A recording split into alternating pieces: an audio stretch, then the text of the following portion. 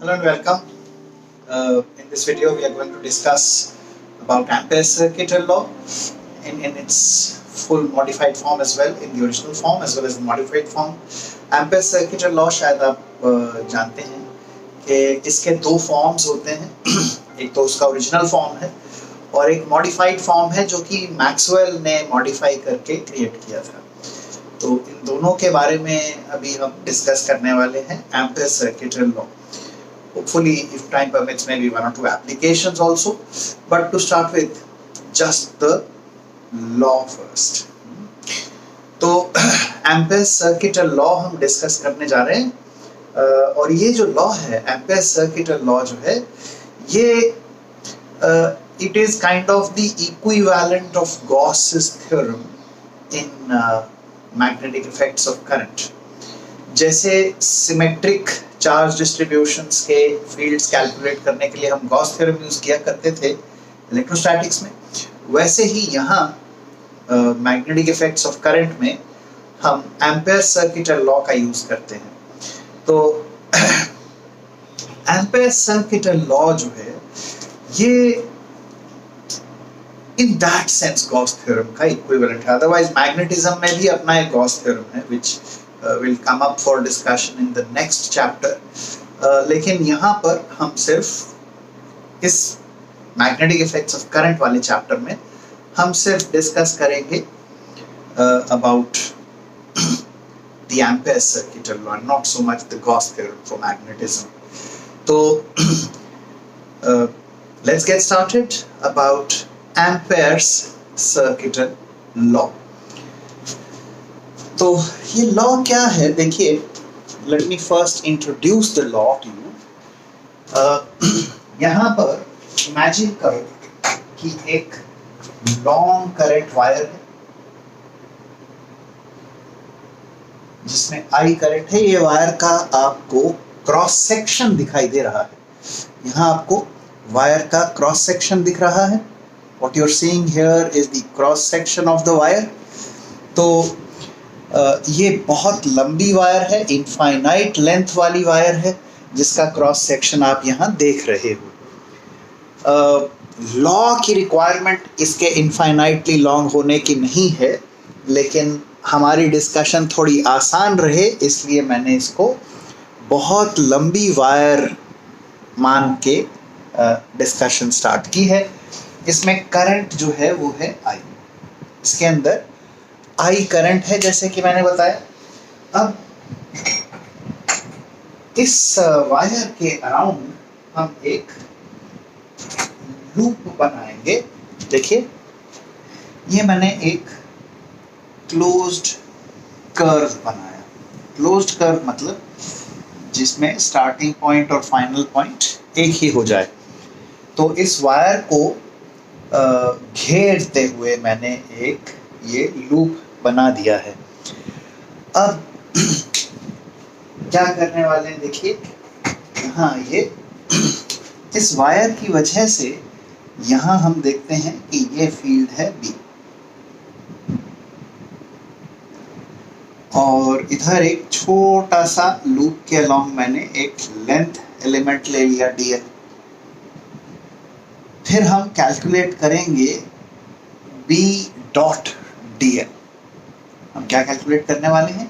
हम कैलकुलेट करेंगे B dot dl और फिर B डॉट dl का पूरे लूप के अलोंग इंटीग्रेशन लेंगे, समेशन करेंगे.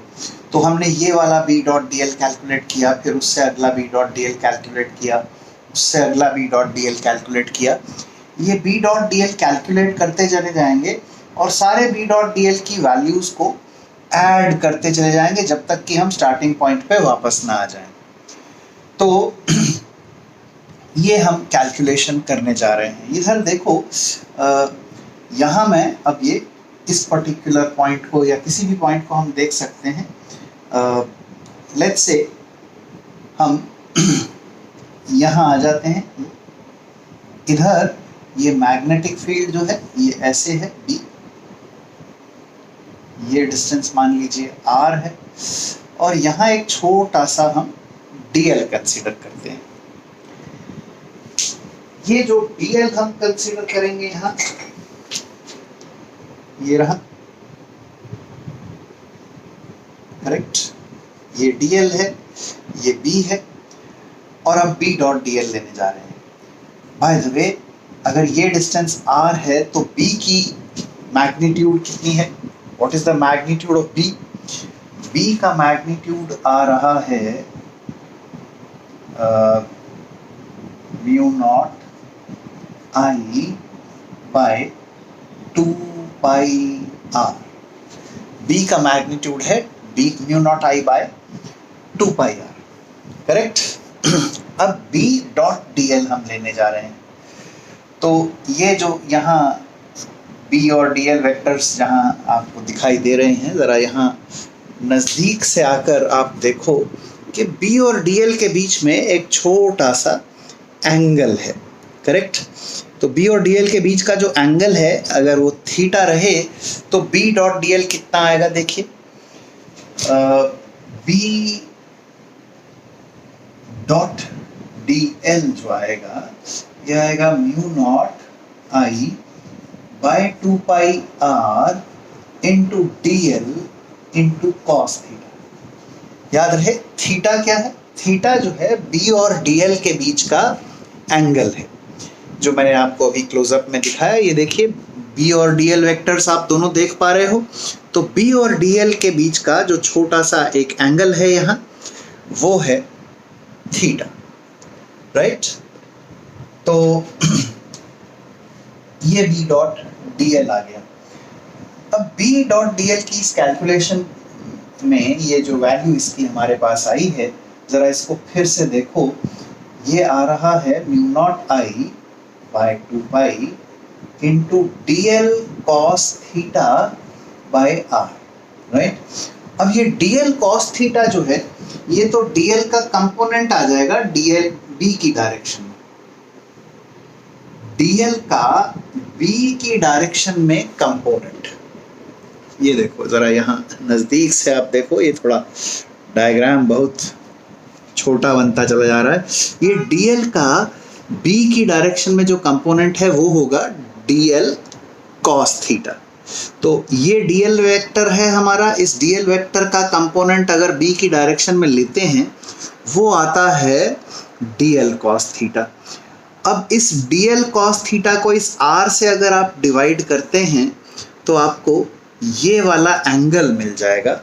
ये एंगल है d phi let's say, correct. तो अब ये जो dl cos theta by r है, dl cos theta by r जो कि d फाई के इक्वल है, इसका हम समेशन अब करने वाले हैं। तो वहाँ वापस आइए, ये dl cos theta by r आपको दिया गया है, ये है b डॉट dl। अब इस b डॉट dl का समेशन हम पूरे लूप में करने वाले हैं। तो let us do a summation of b dot dl का इंटीग्रेशन या समेशन पूरे लूप में करने वाले हैं। सारे b डॉट dl की वैल्यूज को हम ऐड करने वाले हैं, इंटीग्रेशन का यही मतलब है।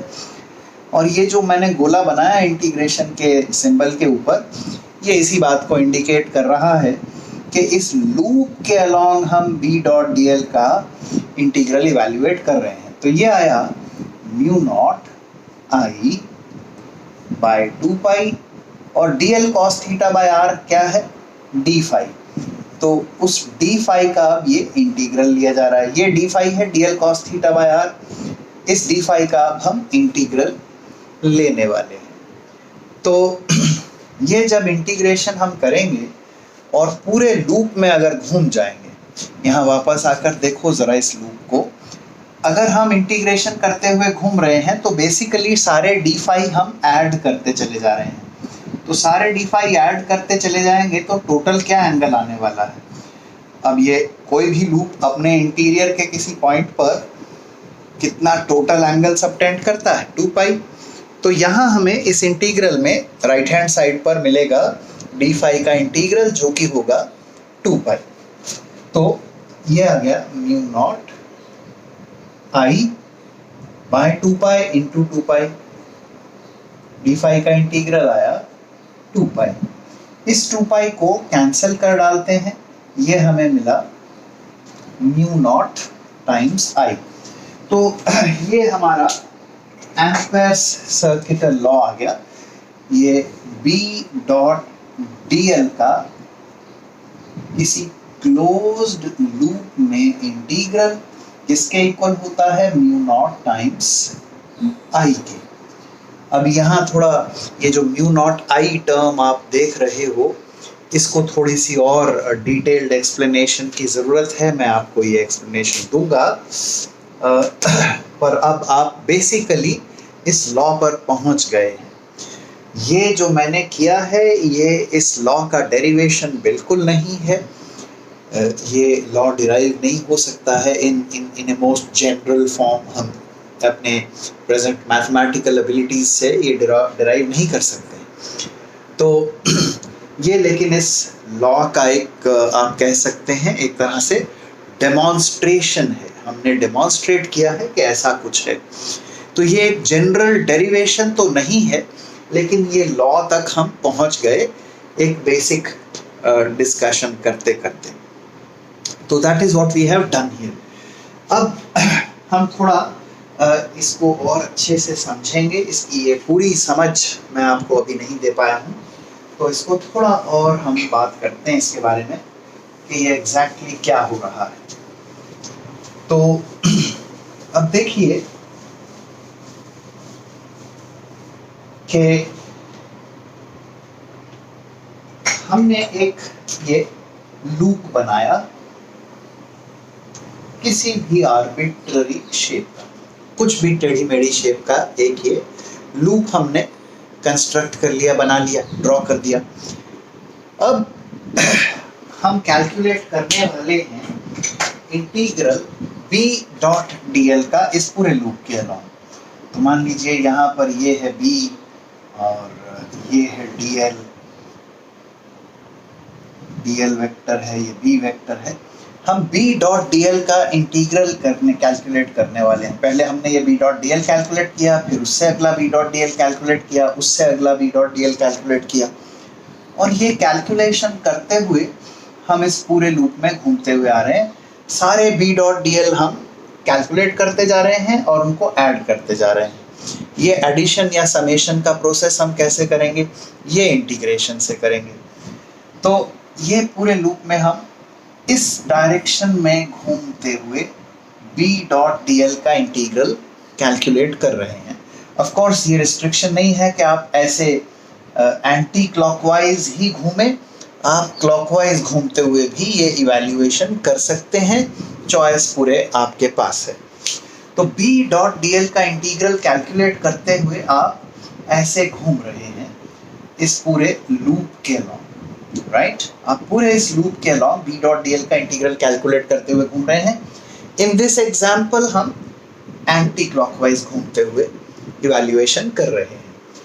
तो अगर आप इस डायरेक्शन में घूम रहे हैं तो अब डिसाइड ये हो जाता है कि इस डायरेक्शन में आप अपने राइट हैंड यानी दाहिने हाथ की उंगलियां घुमाइए और ठेंगा दिखाइए। तो जो ये अंगूठे वाली डायरेक्शन है जो कि बोर्ड के प्लेन से आउटवर्ड आ रही है, मैं इस अलग एंगल से भी आपको ये दिखा देता हूँ। ये आपको एरो दिखाई दे रही है। इस डायरेक्शन में घूमते हुए हम इंटीग्रल इवैल्यूएट कर रहे हैं। तो देखो ये हमने ऐसे उंगलियां घुमाई और ये ठेंगा दिखाया, थंब दिखाया। ये थंब वाली डायरेक्शन जो है ये पॉजिटिव डायरेक्शन आ गई है। तो जो भी कोई करंट अब इस डायरेक्शन में होगा ये करंट पॉजिटिव होगा, और जो भी कोई करंट इससे ऑपोजिट डायरेक्शन में होगा वो करंट नेगेटिव करंट होगा। तो पॉजिटिव और नेगेटिव करंट्स हमने डिसाइड कर लिए कौन से हैं। तो अब देखिए ये B डॉट dl का हमने इस लूप में घूमते हुए इंटीग्रल इवैल्यूएट किया। यहाँ या B डॉट dl, राइट। ये इंटीग्रल हम इवैल्यूएट कर रहे हैं। ये किसके इक्वल आ जाता है, ये आता है mu not into I P. अब ये आई पी क्या है इसका मैं डिस्क्रिप्शन आपको देता हूँ। I P is the net current. IP क्या है, नेट करंट है जो कि इस लूप द्वारा बाउंड किया हुआ, इस लूप, ये जो लूप आप देख रहे हो, ये एक बाउंड्री बन जानी चाहिए एक सरफेस की। तो इस ये जो रेड वाला लूप है, ये लूप को आप देखें, ये बाउंड्री है एक सरफेस की। तो वो सरफेस इस लूप के अंदर का ये प्लेन सरफेस भी हो सकता है जो बोर्ड के प्लेन में है, या इसके पीछे लटका हुआ झोला भी हो सकता है। तो ये आईपी जो है उस सरफेस को पेनिट्रेट करके निकलने वाला नेट करंट है। So net current penetrating through, net current penetrating through या पियर्सिंग थ्रू आप कह सकते हो। Net current penetrating through any surface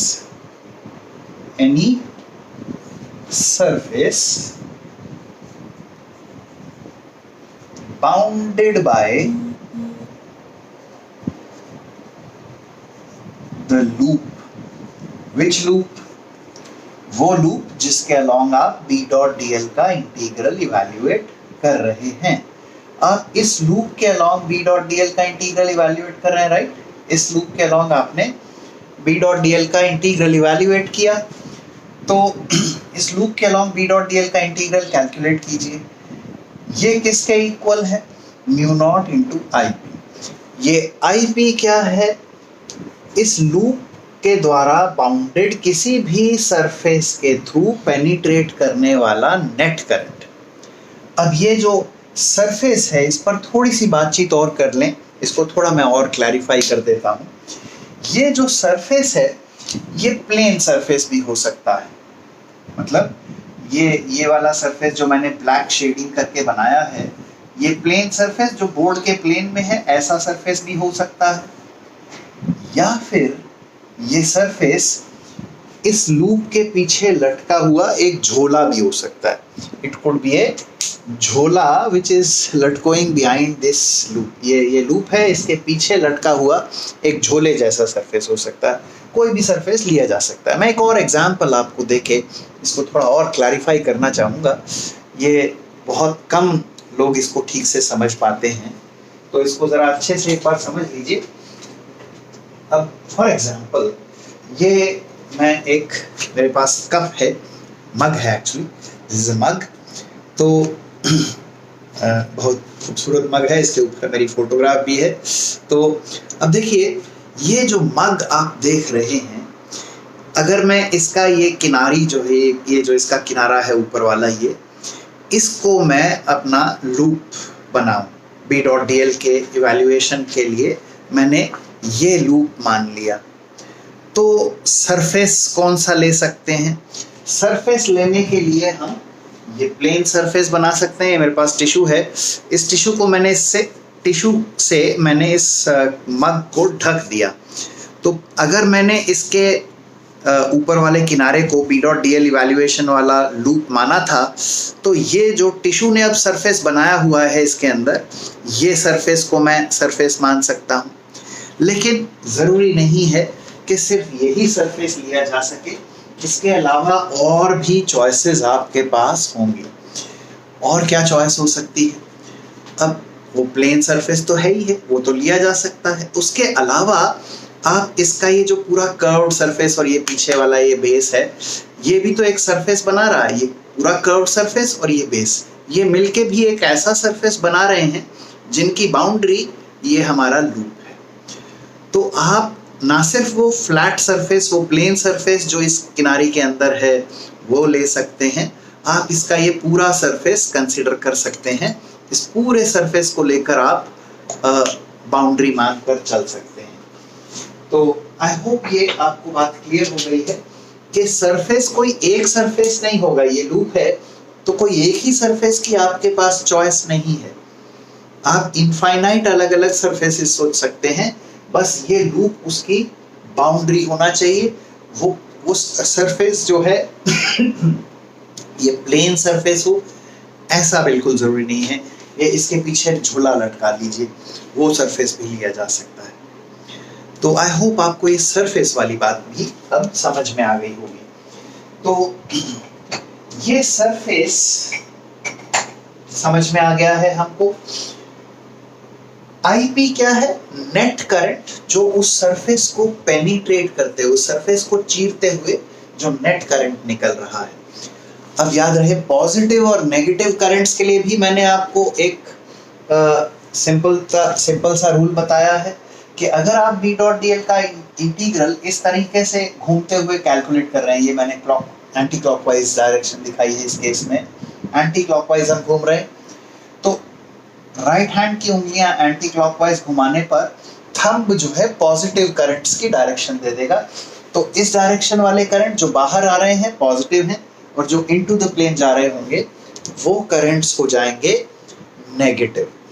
तो आई सर्टेनली होप कि आपको ये बात समझ में आ गई होगी। अब कई करंट्स हो सकते हैं, मान लीजिए जैसे इसी पर्टिकुलर एग्जांपल में आप ऐसे घूम रहे हो और करंट्स यहाँ पर हैं कई, मान लीजिए ये है आउटवर्ड करंट, डॉट से इंडिकेट कर रहा हूँ I1, और ये इनटू द प्लेन करंट जा रहा है I2।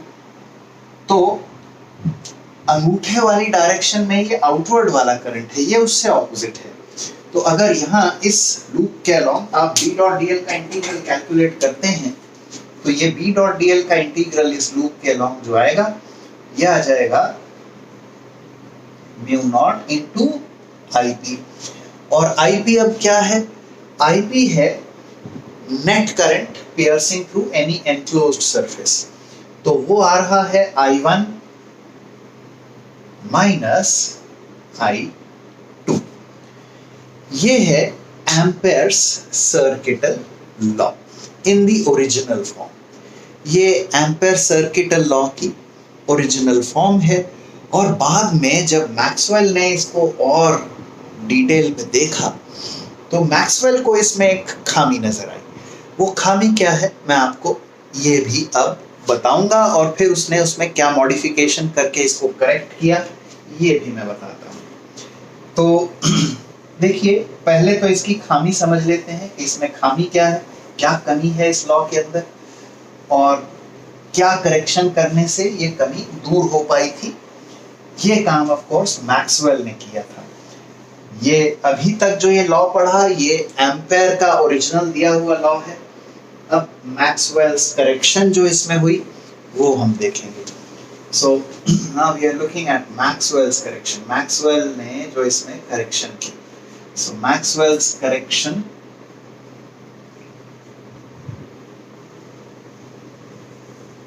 देखिए। अब एक पेक्यूलियर सिचुएशन को हम देखते हैं। एक ये सर्किट आपको दे दिया गया है, यहाँ एक स्विच है S, इधर एक रेजिस्टर है R, और इधर एक बैटरी भी है। बैटरी का EMF है कुछ व्हाटएवर, और यहाँ एक कैपेसिटर है। कैपेसिटर इधर कनेक्टेड है। अब हमने ये स्विच को कनेक्ट कर डाला, और क्योंकि हमने ये स्विच कनेक्ट किया है तो कनेक्ट करते ही कैपेसिटर की चार्जिंग शुरू हो जाएगी, और जब कैपेसिटर की चार्जिंग शुरू हो जाती है इसमें करंट दौड़ने लगता है। कैपेसिटर की चार्जिंग शुरू हो गई तो यहाँ से चार्ज ट्रांसफर होके यहाँ आ रहा है। इन केस आपको ये इसमें कुछ कंफ्यूजन है तो आप हमारे चैनल के इस टॉपिक के वीडियोस पर जा सकते हैं, charging and discharging of capacitor, वो आप पढ़ सकते हैं। तो ये करंट इसके अंदर फ्लो करना शुरू हो जाएगा और इसमें चार्जिंग होनी शुरू हो जाएगी। लेट अस से इसके ऊपर चार्ज आ गया प्लस एंड माइनस Q, तो इसमें चार्जिंग शुरू हो जाएगी, चार्ज आएगा प्लस Q माइनस Q।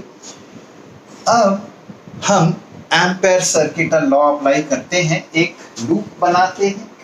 ये मैंने लूप बनाया इधर, ये देखो, ये एक सर्कुलर लूप बनाया जिसके अंदर से होते हुए ये वायर जा रही है।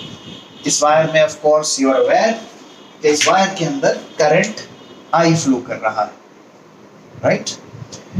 तो इस लूप के ऊपर हम b डॉट dl का इंटीग्रल इवैल्यूएट करने वाले हैं। मान लीजिए ये है इधर b और ये dl हम कंसिडर करते हैं, तो b डॉट dl का इंटीग्रल हम इस लूप के अलोंग इवैल्यूएट कर लेते हैं।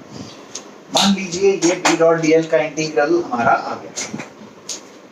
ये b डॉट dl का इंटीग्रल हमने कैलकुलेट किया इस पूरे लूप में,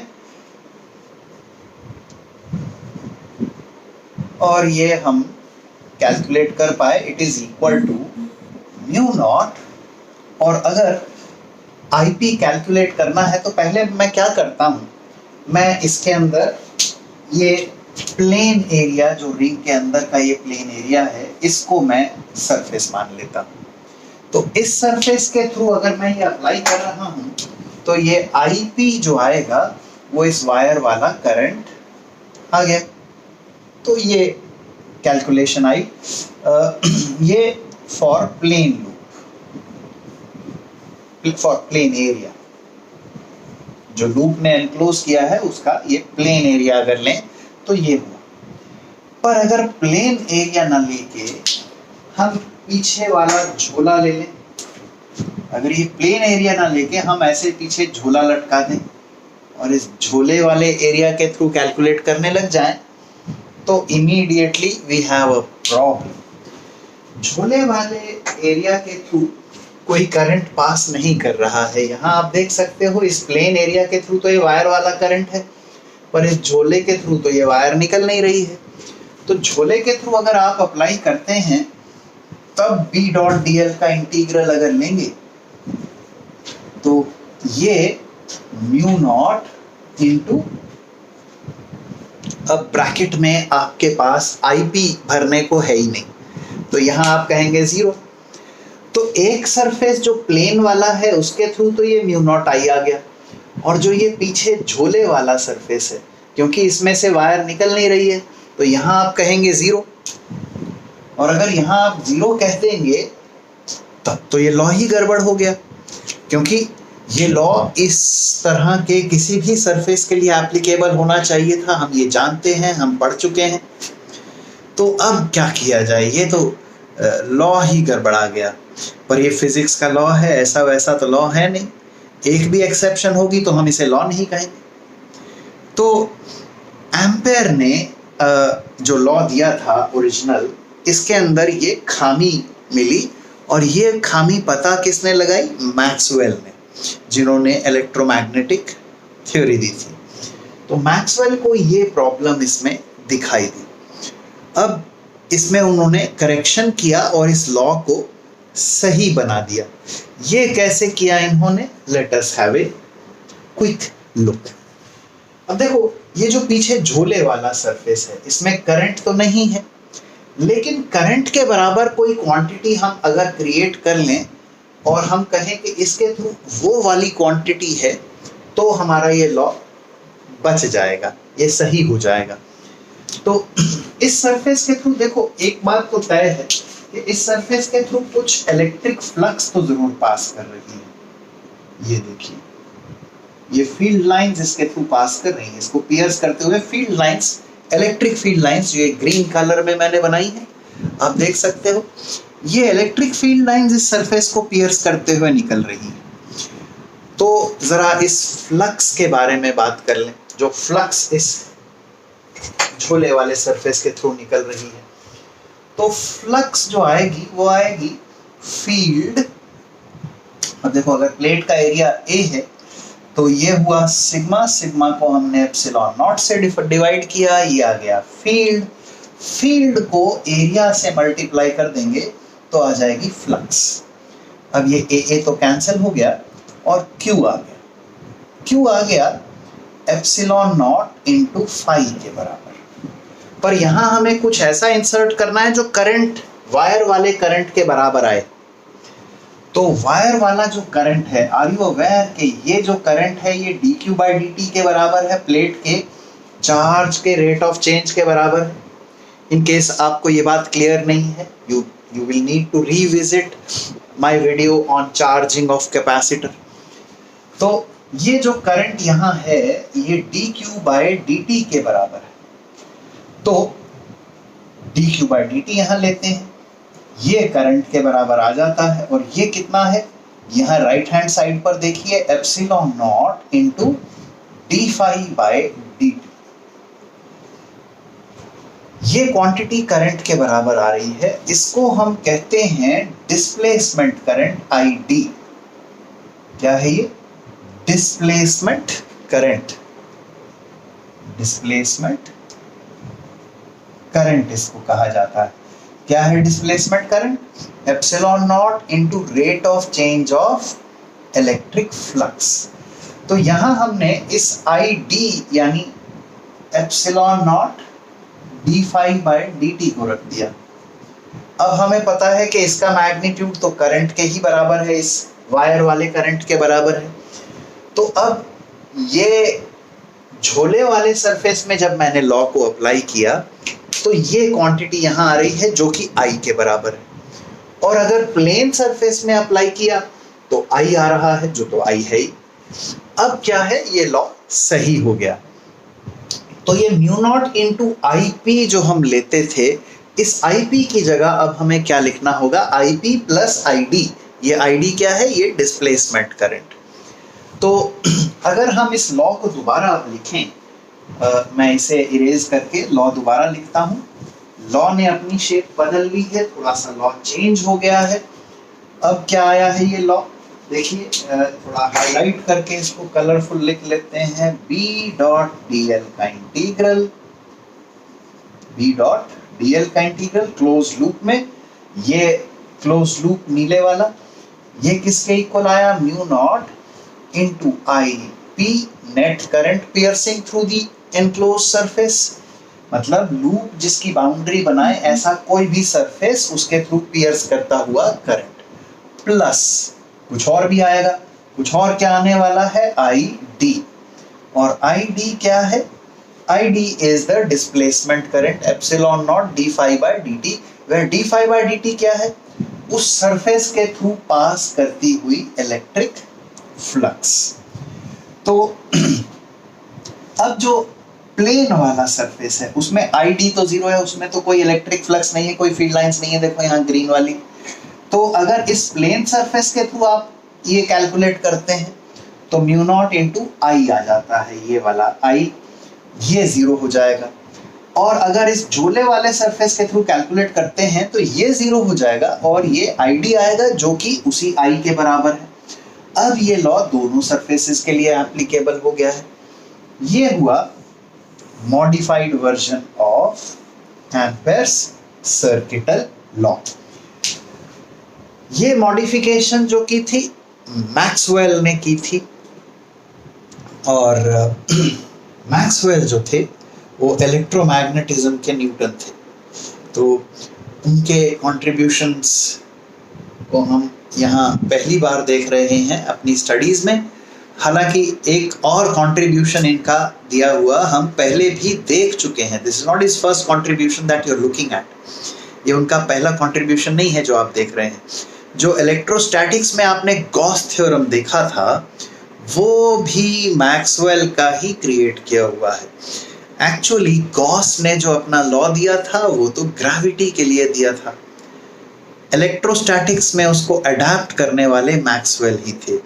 तो जो वर्जन गॉस थ्योरम का आपने इलेक्ट्रोस्टैटिक्स में पढ़ा था वो भी मैक्सवेल का दिया हुआ था। वो पहली कंट्रीब्यूशन मैक्सवेल की थी जिस पे आपने नज़र डाली थी, और ये दूसरी कंट्रीब्यूशन ये डिस्प्लेसमेंट करंट वाली है। So quite an amazing and interesting work that he did here by introducing this concept of displacement current. ये बहुत इंटरेस्टिंग मॉडिफिकेशन इन्होंने की थी डिस्प्लेसमेंट करंट का कॉन्सेप्ट यहाँ देने की।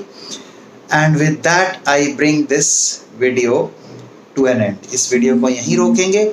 अब अगले वीडियो में हम एम्पेयर सर्किटल लॉ के एप्लीकेशंस देखेंगे मैग्नेटिक फील्ड्स की कैलकुलेशंस में। Till then bye bye, have fun.